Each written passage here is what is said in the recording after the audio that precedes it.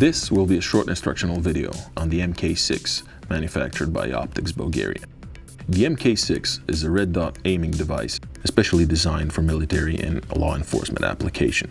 The device is meant to be used on assault rifles and is extremely reliable thanks to the closed tubular design and is 100% waterproof.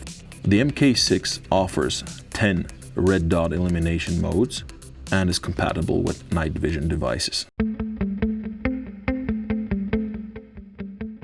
The MK6 delivery set includes the device itself, two 30mm brackets that can be used directly on a Picatinny rail, a soft Cordura bag, the MK6 user manual, a tool that is used on the correction mechanisms, the battery, which is a CR13N double pill battery, and a microfiber cloth that can be used for cleaning of the lens. This is the front end of the device. This is the back end of the device.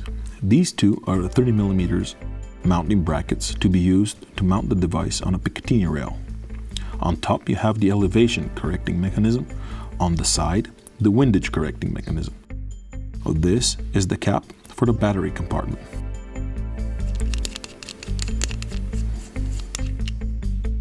It fits a CR13N double pill battery, and please take care to fit it in the correct direction indicated in the engraving of the device.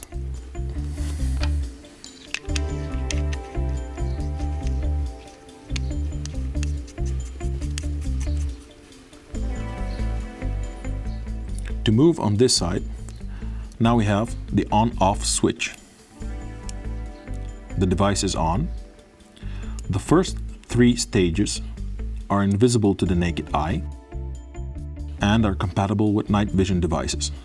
The next 7 will be used depending on the intensity of the daylight. The more intense the daylight is, the more intense the illumination should be.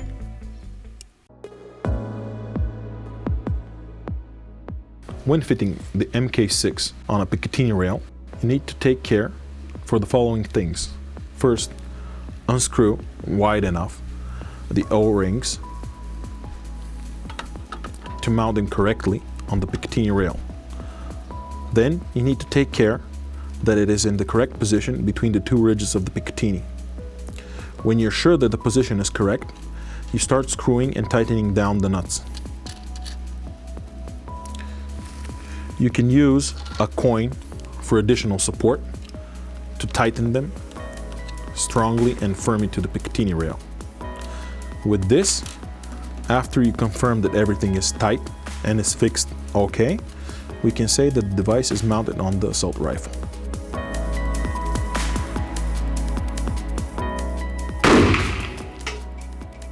Now that we have placed our first control shot downrange, we see that we need to do some corrections.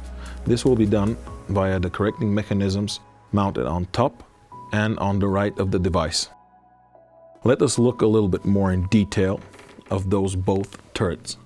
We will see that there is an engraving inside, up-right, and an arrow pointing in the direction. This means that the point of impact will be moved to the right if we turn towards the arrow, and to the left if we turn in the opposite direction. On top, if we move toward the pointing of the arrow, we will move it up, and if we want to move it down, we need to turn it in the opposite direction. We see that our impact point is 2 centimeters to the right and 1 centimeter below the target. What we need to do to correct this is have 2 clicks in the opposite direction. This means left 1, 2, and 1 click up. This means following the arrow, 1. Now that we have done our corrections,